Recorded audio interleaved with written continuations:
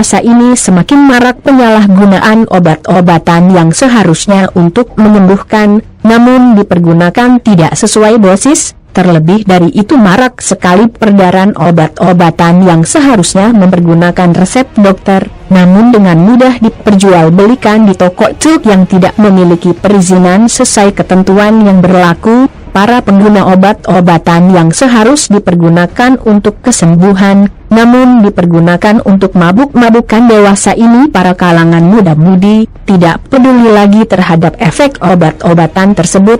Awalnya obat-obatan tersebut memberi pengaruh nikmat pada tubuh, akan tetapi pengaruh tersebut tidak seimbang dengan risiko yang akan ditanggung oleh pengguna.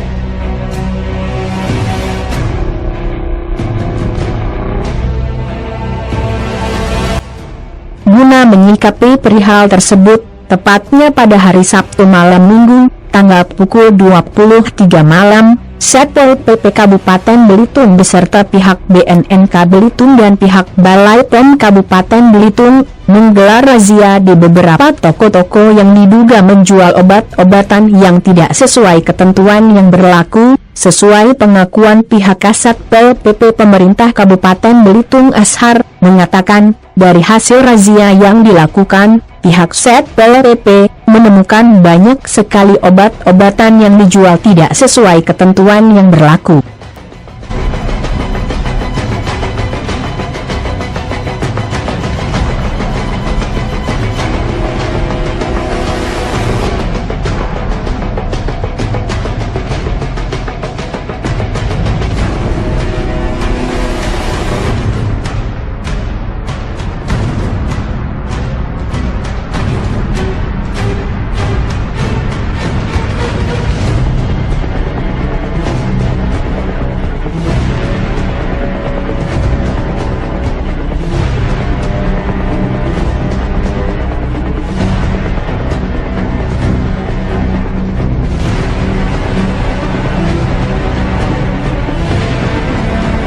Dari Tanjung Pandan Belitung, Redaksi TV Online BTB Belitung Televisi Berita melaporkan.